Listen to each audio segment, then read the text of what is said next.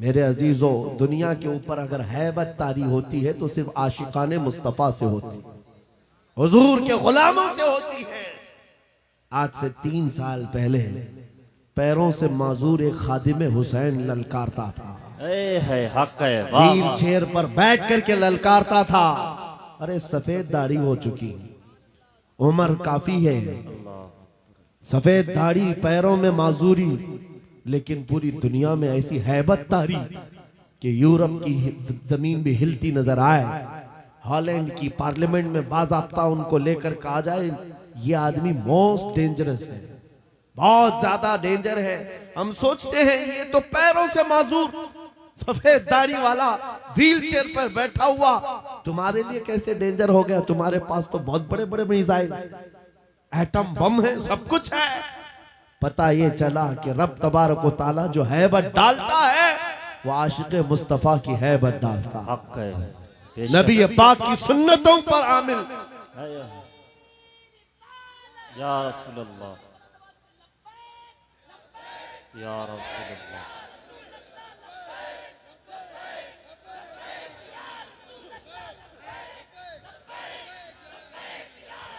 सैयदना उमर इब्ने Khattab रज़ियल्लाहु ताला अन्हु का दौर है। सहाबा इकराम एक इलाके को फतह करते हैं, वहां का जो गवर्नर था, वहां का जो सुल्तान था, वो गिरफ्तार हो गया, दूसरे मजहब से ताल्लुक रखता था और उसने तलवार उठाई थी इनके खिलाफ, कैद हो गया। लेकिन जब कैद होकर के आया तो जाहिर सी बात है हमारे खिलाफ तलवार उठाए थे, अब फंसे हो तो मार खाओगे, अब तुम्हारी मौत होगी। लेकिन मुजाहिदीन इस्लाम थे, हजरत उमर के पास पेश किया, कहा कि इसका क्या करना है? कहा अगर वो इस्लाम में आता है तो उसकी जान बख्श दी जाए। उस बादशाह से कहा गया कि तू अगर ईमान ले आता है तो तुझे तेरी जान भी वापस और तेरा मुल्क और तेरी सल्तनत भी तुझे लौटा दी जाए, तू ही बादशाह, तू ही गवर्नर है। उसने कहा मेरा दीन इतना आसान नहीं है कि मैं बादशाहत लेने के लिए अपना ईमान छोड़ दूं, नहीं हो सकता, नहीं हो सकता। जान से मारने की बात थी। उसने कहा मैं अपना धर्म नहीं बदल सकता। फिर उसके बाद साहबा ने कहा हजरत अमीरुल मोमिनीन से इसका क्या किया जाए? हजरत उमर फारूक ने क्या किया सुनो, कहा उसको कहो कि हम तुम्हें जेल में डाल देंगे। उस बादशाह से कहा गया तो उसने कहा मंजूर है मुझे जेल, लेकिन मैं अपना धर्म नहीं बदल सकता, दीन नहीं बदलूंगा। हजरत उमर ने कहा जेल में डाल दो, और 10 सहाबा को भी उसके साथ जेल में डाल दिया। इनका कोई कसूर नहीं था। 10 सहाबा जवान थे, नौजवानों तवज्जो से सुनो, उस कट्टर दिल बादशाह के साथ जेल में डाल दिया। वो नौजवान सहाबा जेल में थे, उनके वक्त, उनके औकात की पाबंदी, सुबह दोपहर शाम वो अपनी नमाजों के पाबंद, कुरान की तिलावत, नबी पाक सल्लल्लाहु अलैहि वसल्लम की मोहब्बतों वाली सुन्नतें। 8 दिन नहीं गुजरे थे, वो बादशाह इन नौजवानों को बार बार देखता था। पलट करके उसने कहा तुम्हारे अमीरुल मोमिनीन से मुझे मिलना है। पैगाम पहुंचाया गया हजरत उमर के पास, कहा लाओ उसको। पेश किया गया बादशाह को, जेल के बाहर ला करके हजरत उमर के पास। कहा क्या कहना चाहते हो? कहा ईमान लाना चाहता हूं, ईमान लाना चाहता हूं। कहा हमने तो इससे कबल तुम्हारे सामने पेशकश रखी थी, क्यों नहीं लाए? उस वक्त तो तुम्हारी सल्तनत भी तुम्हें वापस करने की बात की गई थी, तब भी नहीं लाए। जेल में डालने की बात की गई, तब भी नहीं लाए। वो बादशाह कहता है इस तरह से अगर आप 25 साल भी मुझे जेल में डालते तब भी मैं नहीं बदलता। मुझे ये सख्तियों ने नहीं बदला, आपके इन 10 जवानों ने मेरा दिल बदला।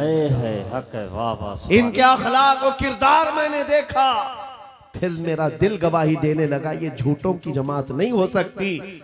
और मैंने इनकी सुबह देखी, इनकी शामें देखी, इनका उठना बैठना, इनके नमाज, इनकी इबादतें, इनका गिड़गिड़ाना, ये सब देख करके जवानों में मेरा दिल पसीज गया। और फिर दिल ने पुकार करके कहा गुलामों का जब यह हाल है तो फिर आका का हाल क्या है? गिरामी वक़ार, बदल सकते हो आज भी बदल सकते हो कि अगर तुम्हारे अखलाक, तुम्हारा ईमान मजबूत हो जाए, पत्थर दिलों को भी बदल सकते हो। बस बात इतनी है कि अमल के मैदान में तुम्हें आना है, उनके दिलों को बदलना मेरे मौला की शान है, रब तबारक व तआला की शान है। बड़े बड़े जलसे कर लिया, रात पूरी जाग लिया, लेकिन तुम्हारे अखलाक नहीं संवर सके तो ये फजूल हो जाएगा, कोई काम के नहीं। अगर सिर्फ दिखावे के लिए फॉर्मेलिटी अदा करना है तो हमें जलसों में बुलाओ भी मत। हम इस काम के लोग नहीं हैं, हम इस मैदान के लोग नहीं हैं। नहीं, हमारा ये पेशा है कि आपके पास आया, तकरीर किया और कुछ पैसे लेकर चला गया, अपनी कमाई किया। अलायाज़ु बिल्लाह, कभी नहीं। सिर्फ एक दर्द लेकर के चलते हैं कि हमारी जमात में से वो नौजवान किस दिन उठेगा जो इकबाल का जवान था। सुना है कुदसियों से मैंने कि वो शेर फिर होशियार होगा। बस यही दर्द लेकर आप तक, बल्कि बंगाल की खाड़ियों में, बिहार की झाड़ियों में, हर जगह पर सफर इसलिए कर रहे हैं कि कहीं ना कहीं मेरे मौला करीम ने फजल फरमाया और रहम फरमाया उम्मत मुस्तफा पर। हमारा जवान बेदार हो जाएगा, इन गानों को ये लात मारेगा, ये सारे मुजरे करने वाले अखलाक को ठोकर मारेगा और खड़ा होकर दुनिया को बताएगा मेरे नबी से मुझे इतना प्यार है कि तुम अगर नंगे रहने पर फख्र कर सकते हो तो मैं मेरे मुस्तफ़ा की सुन्नतों पर फख्र करूंगा। बेशक सुभान। अगर तुम्हें चोटी रखने पर शर्म नहीं आती तो मुझे दाढ़ी रखने में क्यों शर्म आए। हकीकत बोल रहा हूं या नहीं?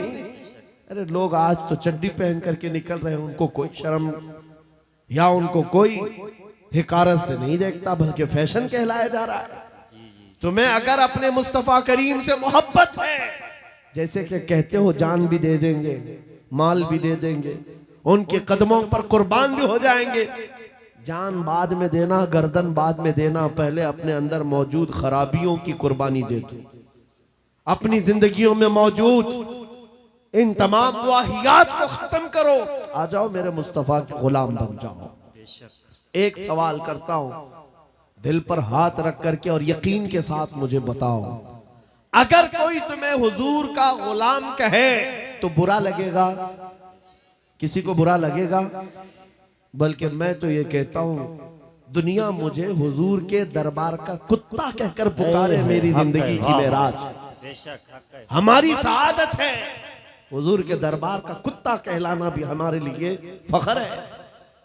आपको अगर कोई गुलाम कहता है तो एतराज है आपको बुरा लगेगा? बल्कि हुजूर का गुलाम होना ये सबसे बड़ा शरफ है, सबसे बड़ी सआदत है। तो जब आपको दुनिया कोई हुजूर का गुलाम कहे तो बुरा नहीं लगता, तो अमल करने में बुरा क्यों लगता है? पूरे के पूरे गुलाम बन जाओ हुजूर अकरम सल्लल्लाहु तआला अलैहि वसल्लम। नहीं, आप झूठ बोलते हैं। कुछ लोगों की बात कर रहा हूं, हुजूर का गुलाम कहने में बुरा नहीं लगता, टोपी रखने में बुरा लगता है, दाढ़ी रखने में बुरा लगता है, फिर झूठ क्यों बोल रहे हो? हुजूर के गुलाम कहलाने में बुरा नहीं लगता, लेकिन अमल से बार बार दिखाते हो कि नहीं, पसंद नहीं है तुम्हें, पसंद नहीं है।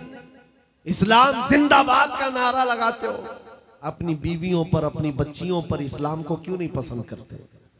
इनके जो पट्टे कहां चले जाते हैं? इनको आवारा क्यों छोड़कर रखा है?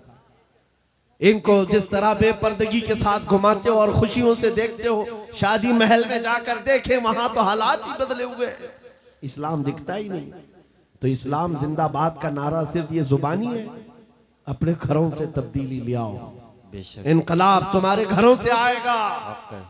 आज तुम दिल महसूस करके बैठे हुए हो कि बड़े बड़े तख्त पर बैठे हुए कुत्ते हमारे लिए भौंक रहे हैं, इस्लाम को मिटाएंगे, मदरसों को मिटाएंगे, मस्जिदों को मिटाएंगे, बुरा लगता है। और उसके बदले में तुम चाहते हो उनका जवाब देने वाला कोई चाहिए। बार बार हमारी मेंबरों से हम उनका जवाब देते रहे। ऐ नौजवानों, जवाब तुम अपने अमल से दो। एक मस्जिद का मीनार क्या गिरता है, हर घर मस्जिद बनना चाहिए, हर घर मस्जिद बन जाए। काश तुम्हारे घरों से अजाने हो, तुम्हारे घरों को मुसल्ला बना दिया जाए। एक बात याद रखो, दुनिया थक जाएगी, एक वक्त आएगा थक जाएगी, कल को देखना इजराइल भी थक चुका होगा बेशक मार मार करके। अब आएंगे वो युद्ध विराम करने के लिए कि हम समझौता करेंगे, बस खत्म हो गया। जितने ताकत थी झोंक दिया, मार मार करके थक जाएगी दुनिया।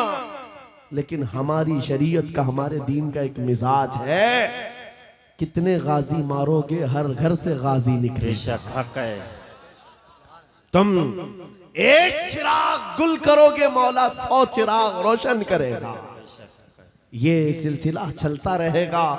यहां पर भी तुम खौफजदा ना रहो, डर के माहौल में ना जियो। बस मैं तुम्हें ये बात कहने के लिए आया हूं, अगर नबी के गुलाम हो तो पूरी गुलामी करो, पूरी गुलामी करो, फख्र के साथ करो, अपनी दाढ़ियों के साथ, अपने शनाख्त के साथ, अपनी आइडेंटिटी के साथ। आपको क्या लगता है कि कोई हमें नौकरी से निकाल देगा, कोई हमें रिस्क नहीं देगा? माज़अल्लाह रज़्ज़ाक़ ये लोग नहीं, रज़्ज़ाक़ मेरा रब है, अल्लाह मेरा रज़्ज़ाक़ है।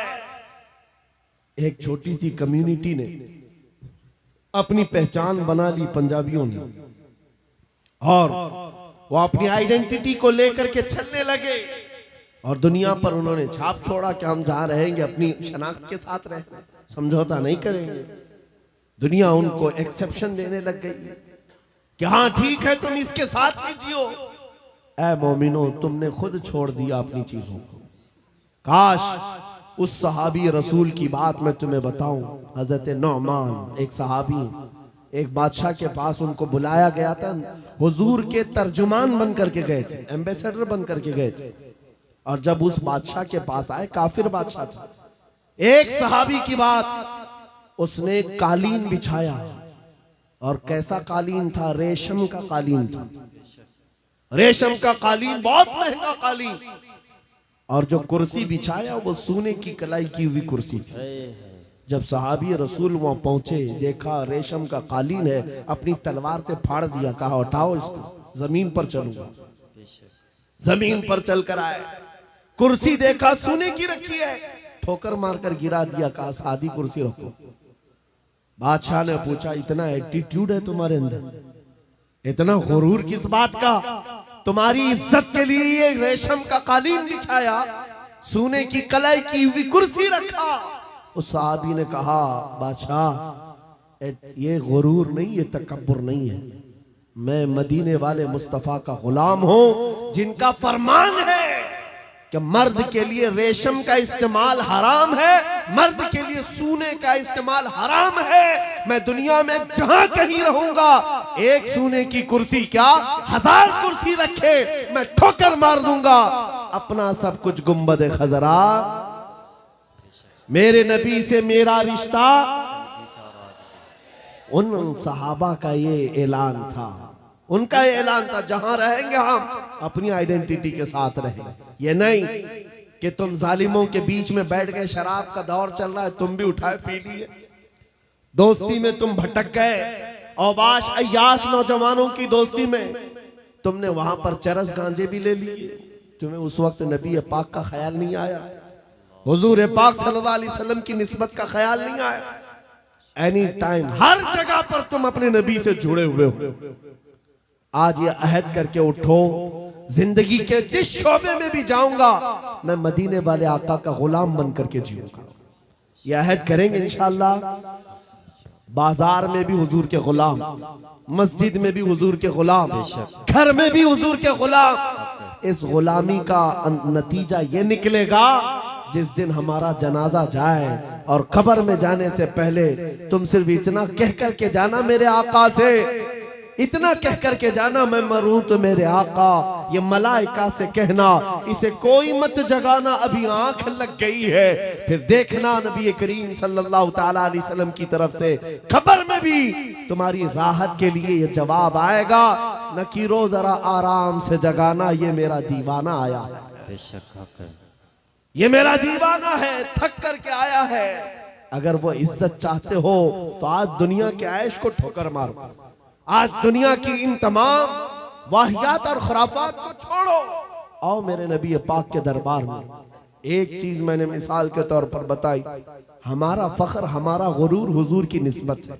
बेशक हमारा फख्र हुजूर की निस्बत है, इसको बोलने में शर्माना नहीं है। मैं अभी आपके सामने आता हूं, ये मिसालें सुन लो, ये मिसालें सुन लो, और फिर जिनको मुझे मैसेज देना मैं देता हूं। हजरत उमर फारूक रज़ियल्लाहु ताला अन्हु के दौर में किसरा बादशाह के यहाँ का एक कालीन लाया गया था, वो भी कालीन बहुत महंगा, जिस पर बैठ करके लोग फख्र करते थे। बादशाह जब किसी से बहुत खुश होता था उस कालीन पर उसको बिठाता था। और जब किसरा की सल्तनत को उखाड़ फेंका सहाबा ने, सुपर पावर था उस जमाने का, पर्शियन एम्पायर खत्म कर दिया, तो वहां का कालीन मदीने ले आए, अमीरुल मोमिनीन की बारगाह में पेश किया, कहा ये कालीन कहां रखना है? आपने कहा मस्जिद नबवी के दरवाजे के बाहर डाल, तो जो आएगा पैर पोंछ कर आए। है हक है, वाह वाह। उन्होंने ये नहीं देखा बहुत महंगा कालीन है, मेहराब में लगा दो, वहां से आया हुआ है, वो नबी के हकीकी गुलाम थे, वो इज्जत मेरे मुस्तफा के कदमों में ढूंढते थे, बादशाहों क्या नहीं। वो बताना ये चाहते थे, ऐ दुनिया वालों, जिस पर बैठ करके तुम फख्र करते हो वो तो मोहम्मद अरबी के कदमों की धूल के लायक नहीं। ये फख्र था, नाज था उन्हें नबी पाक की निस्बतों पर। और कसम खुदा की, जिस दिन तुम्हारे अंदर ये बेदारी आ जाए कि हमें अपने नबी पाक सल्लल्लाहु तआला अलैहि वसल्लम की निस्बत पर फख्र है, दुनिया तुम्हारी आवाजों को बंद नहीं कर सकेगी, नहीं बंद कर सकेगी। आज मेरे मुतालिक बहुत सारी चीजें मशहूर हैं, और मैं इस बात से खौफ नहीं करता कि कल मेरे साथ क्या होने वाला है। मेरा अकीदा ये है, मौत आनी है तो मच्छर से भी अल्लाह ताला मौत लाए। मौत आनी है, चूंटी और मच्छर से भी आदमी मर जाएगा, और नहीं आनी है तो मोदी योगी से भी नहीं आएगी। है हक है, वाह वाह। नारे तकबीर, नारे रिसालत, जश्न गौसुल वरा, खलीफे हुजूर ताजुल शरिया, खलीफे हुजूर गयासे मिल्लत, नारे तकबीर, नारे रिसालत। ये मिजाज लेकर के चलो, हमारे पास जो दौलत है वो हुजूर पाक की निस्बत है, नबी पाक सल्लल्लाहु अलैहि वसल्लम की मोहब्बत है, लासवाल दौलत है, जो हमें बेखौफ बनाती है, जो हमें निडर बनाती है। लोगों के दरमियान ही नहीं, पूरी दुनिया के दरमियान तन्हा रह करके भी नबी पाक का गुलाम अपने आप को महफूज समझता है। वजह क्या है? जिस दिन मौत आएगी अपनी ही चादर ओढ़कर सो जाए, इसलिए कि दुनिया कितने दिन की है। हमारा तो ये अकीदा है, एक ना एक दिन दुनिया से जाना है और कब्र में पहुंचना है, लेकिन असल जिंदगी तो आंखें बंद होने के बाद शुरू होनी, देखनी है हश्र में इज्जत रसूलुल्लाह। हक है, वाह वाह। जब उस दिन मैदान महशर में जमा होंगे, सारे कीड़े मकोड़े भी लाए जाएंगे, अपने वक्त के जबाबरा, तागूत, ताकत, सारे फिरौनी मिजाज के बादशाह भी लाए जाएंगे और खड़े होंगे। उस वक्त की बात होगी मेरे अजीजों, फिर हर कोई हुजूर पाक सल्लल्लाहु अलैहि वसल्लम की तरफ तकतकी बांध कर देख रहा होगा। हर कोई ये सोच रहा होगा, ये लब हिला दे मेरी बख्शिश हो जाए, ये लब हिला दे मेरी बख्शिश हो जाए, मेरी मगफिरत हो जाए, मुझे माफ कर दिया जाएगा। लेकिन मेरे अजीजों, उस दिन के आने से पहले जब तागूती ताकतों को वहां रगड़ा जा रहा होगा, रब का हुक्म होगा, लिमनिल मुल्कुल यौम, आज की बादशाहत किसकी है? लिल्लाहिल वाहिदिल कहार, एक कहर करने वाले खुदा की है।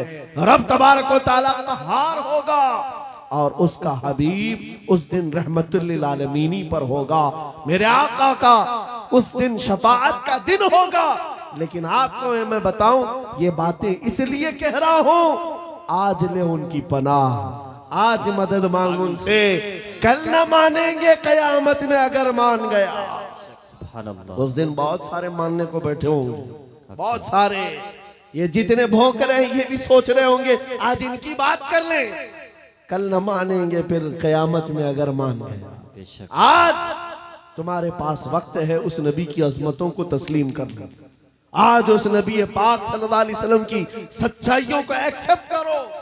कल कयामत का दिन बड़ा भयानक भी है, सख्त भी है, और उस वक्त सवा नेज़े पर सूरज हो और लोगों का पसीना उनकी गर्दनों उनकी कमरों तक आया हुआ हो, भेजा पक पक करके कानों से बाहर आ रहा हो, उस वक्त उस दिन मेरे आका फरमाते हैं कयामत के मैदान में मेरी हालत ये होगी, मेरे एक कंधे पर चादर पड़ी होगी। हुजूर फरमाते हैं ये चादर खसक खसक कर कभी गिर रही होगी, मैं एक हाथ से अपनी चादर संभाल रहा होऊंगा, दूसरे हाथ से अपने उम्मतियों को पकड़ पकड़ कर जन्नत में ले जा रहा होगा।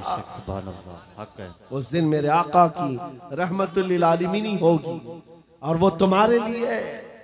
अब नौजवानों सुनो, हुजूर पाक से एक सहाबी ने पूछा आका मैदान महशर में बड़ा जम्मे गफीर होगा, आप कैसे पहचानेंगे? बहुत सारे उसमें मूसा अलैहिस्सलाम की उम्मत भी, ईसा अलैहिस्सलाम की उम्मत भी, इब्राहिम अलैहिस्सलाम की उम्मत भी, इस्माइल अलैहिस्सलाम की उम्मत भी, सारे नबियों की उम्मतें हैं।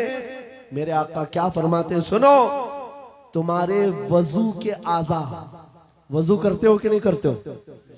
वजू करते हो? सुनो हदीस पाक सुना रहा हूं। मेरे आका फरमाते हैं वजू करने के वक्त तुम दोनों हाथ धोते हो और चेहरा भी धोते हो, ये जो दिखने वाले मसा भी करते हैं और पैर भी धोते हैं। हुजूर फरमाते हैं कयामत के दिन ये आज़ा सबसे ज्यादा चमक रहे होंगे, ये चमक देख करके मैं पहचान लूंगा मेरा उम्मती फला जैसा। सुभान अल्लाह, हक है, वाह वाह। जो वजू ही नहीं करता हो क्या चमकाएगा कयामत के दिन? वजू ही नहीं करता। इसलिए मैं कह रहा हूं कयामत का मैदान भी मुस्तफा करीम की शफाअत का दिन है। उस दिन के लिए अपने आप को आज बदल डालो। दुनिया भी तुम्हारी है, उकबा भी तुम्हारी है। आज यहाँ सारी खुशियां तो मौला ने दे दिया है, सोने के लिए नींद है, रहने के लिए घर है, पहनने के लिए कपड़े, किस चीज की कमी है? सब कुछ तुम्हारे पास है। एक चीज है दौलत इश्क मुस्तफा का ये चिराग, और इसकी लौ बढ़ा दो, फिर देखना तुम्हारे चेहरों की सदाकत दुनिया को बोलेगी, तुम्हारे चेहरों का नूर गुफ्तगू करेगा। जिस तरफ से तुम गुजर जाओ इश्क मुस्तफा की महक फैलाते जाओ। अजीजा ने ग्राम वक़ार, मैं इस मैसेज के साथ अपनी गुफ्तगू समेटना चाहता हूं, इस मैसेज के साथ कि जितने आज इस्लाम के खिलाफ बोल रहे हैं, ये सुन सुन करके नौजवानों के दिलों में ये बात आने लग गई कि हालात बड़े खराब हैं, अभी कुछ बोलना नहीं। यही तो दिन है बोलने के, यही तो दिन है जवाब देने के। तुम इंतजार करते रहोगे, अच्छे दिन आएंगे तब हम बोलेंगे, और झूठे लोगों के अच्छे दिन कभी नहीं आते। झूठों ने जो अच्छे दिन के नारे फैलाए वो कभी नहीं आते। मैं आपसे कहता हूं मेरे अजीजों, एक मशहूर मुहावरा है, गाड़ी चलाना सीखना हो तो ट्रैफिक में ही चलाना पड़ेगा। तुम अगर इंतजार करते रहो रोड खाली होगा तब गाड़ी चलाओगा, तो तुम इसी तरह रोड के खाली होने के इंतजार में रह जाओगे और ड्राइविंग सीट पर आ भी नहीं पाओगे। भीड़ भाड़ को देखो, ट्रैफिक में ही लेकर उतर जाओ और एक न एक दिन ड्राइविंग सीट मिल ही जाएगी, बैठ जाओगे। आज ऐ नौजवानों, क़ियादत करना है, हालात के अच्छे होने का इंतजार मत करो। जिस तरह के हालात हैं, मुझे इश्क मुस्तफा के साथ खड़ा होना। आज एक बात सुन लो, मैं रुखसत होता हूं। कई हमारे मोहब्बत करने वाले उलमा ने हमसे कहा था, जो बहुत मोहब्बत करते हैं, कहा मुफ्ती साहब बड़ा अंदेशा है और डर लगता है, कहीं आपके साथ कुछ हो गया तो क्या होगा? अवाम और मखलूक आपसे नफा उठा रही है, ज्यादा देर तक ये नफा चलना चाहिए। उनकी मोहब्बतें मेरे सर आंखों पर, मैं सलाम करता हूं, उन्होंने दुआएं दी हैं। लेकिन मेरे अजीजों, बारहा उन्होंने कहा आपका होना बहुत जरूरी है, आपका होना बहुत जरूरी। इनसे भी पूछो तो यही कहेंगे, जरा एहतियात से बात करें, बहुत सख्त जुमले बोलेंगे, कल को कुछ हो जाएगा। आपका होना बहुत जरूरी है। मैं अर्ज करता हूं नौजवानों, मेरी हैसियत एक घास के बराबर भी नहीं। इमाम हुसैन का होना कितना जरूरी था। हक है, वाह वाह। इमाम हुसैन का होना कितना जरूरी था। मक्का के सहाबा हाथ जोड़कर कह रहे थे, मौला हुसैन आप मत जाइए, अहले बैत का सबसे बड़ा चेहरा आप हैं। आप जाएंगे तो मखलूक को नफा कौन पहुंचाएगा, उम्मत की रहबरी कौन करेगा? इमाम हुसैन ने सबकी सुनी थी, सबकी सुनी और कहा, बल्कि मक्का से निकलने के वक्त छोटी मोटी जंगें भी हो गई थी चाहने वालों से ही, जो रास्ता रोक रहे थे, मत जाइए मत जाइए, आपका होना बहुत जरूरी है। मेरे अजीजों, ये मिजाज हुसैनी था जो ये बता रहा था कि मसलहत के साथ खामोशी के साथ जी लेंगे और 8 साल 10 साल, लेकिन अगर जालिमों के वक्त खामोश रह गए, कल की नस्लें इतनी बुज़दिल हो जाएंगी, वो ये समझने लग जाएंगी जो ऐरा गैरा भौंकना चाहे भौंक सकता है। हमारे बड़ों ने कभी जवाब नहीं दिया तो हम क्या जवाब देंगे।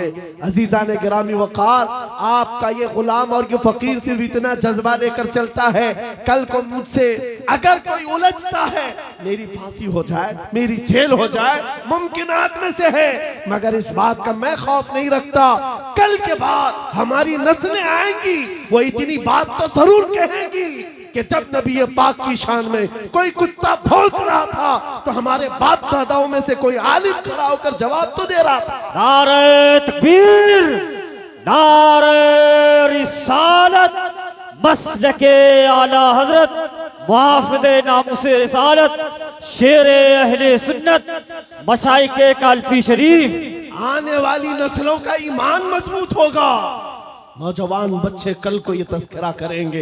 एक वक्त था जब हर जगह पर हुजूर की शान में, कुरान की शान में, रब की शान में, इस्लाम की शान में ऐरा गैरा नत्थु खेरा बोलने लग जाए।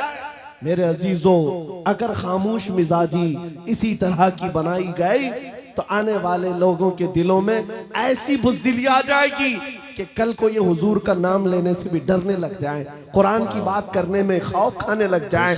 नहीं मेरे अजीजों, ऐ नौजवानों, मैं इसलिए चीख चीख करके जा रहा हूँ, इसलिए खुलेआम डंके की चोट पर बोल बोल करके जा रहा हूँ। कटना है तो एक सर कटेगा, लेकिन अकीदा ये बोलता है इस्लाम जिंदा होता है हर करबला पे।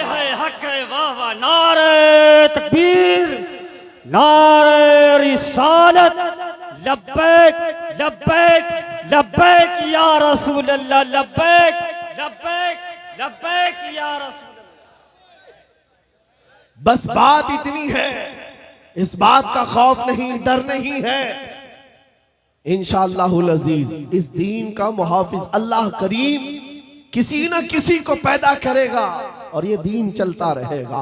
लेकिन ये हालात रकम कर दिए जाएंगे, ये तारीख लिखी जाएगी।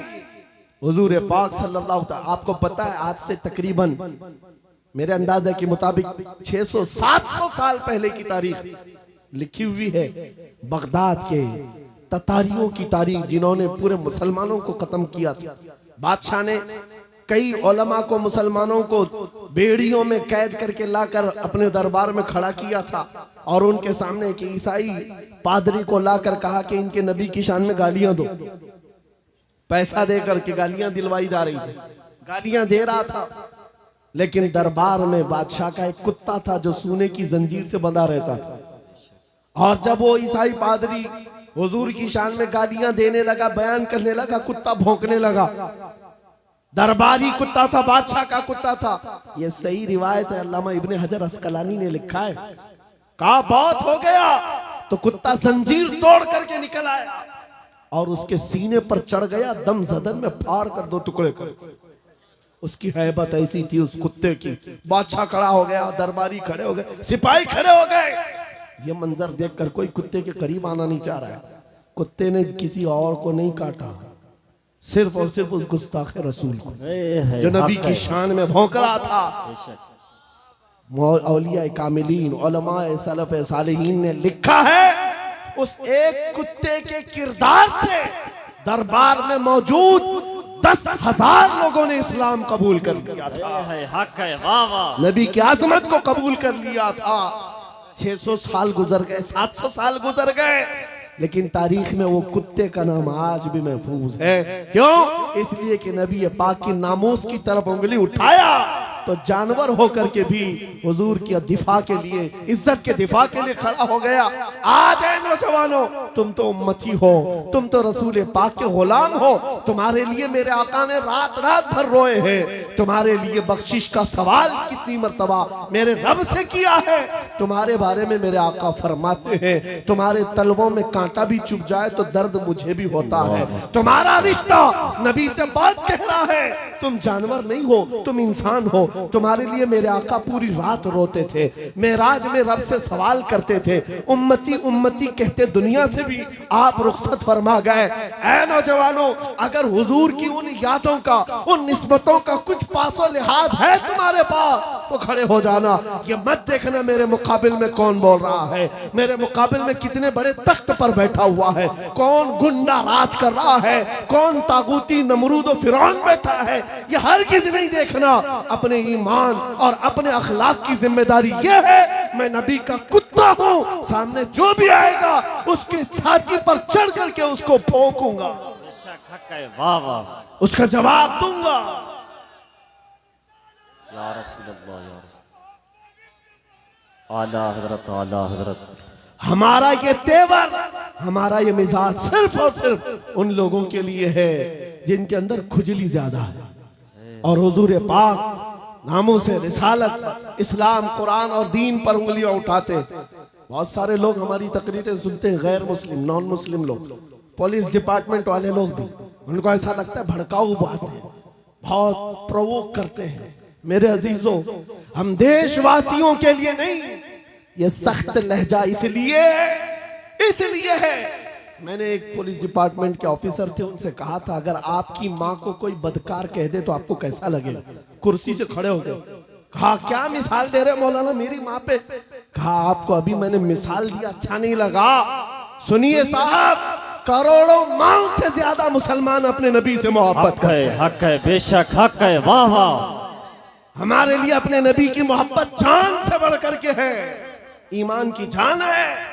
और हमारा ये तेवर और हमारा ये मिजाज सिर्फ उन लोगों के लिए है जो हुजूर की तरफ उंगली उठाते हैं। खैर चाहते हो, सुलह आश्ती के साथ रहो, अमन अमान के साथ रहो, क्योंकि कुरान ने हमें फरमाया है वइन जनाहु लिस्सल्मी फजनह, अगर वो झुका दें, सलामती चाहे तो तुम भी सलामती के साथ रहो। हमारा ईमान यही हमें कहता है कि तुम जहां पर रहो जंग की तमन्ना मत करो, दुश्मनों से मुठभीड़ की तमन्ना मत रखो, सलामती और अमन के साथ हम भी जीना चाहते हैं, आप भी। लेकिन एक बात याद रखना, एक पिल्लर है हमारा, एक सुतून है हमारा जो पूरी कायनात का अजीम पिल्लर है। उसको जो भी छेड़ेगा फिर छत तुम्हारे ऊपर गिरने को तैयार रहेगी।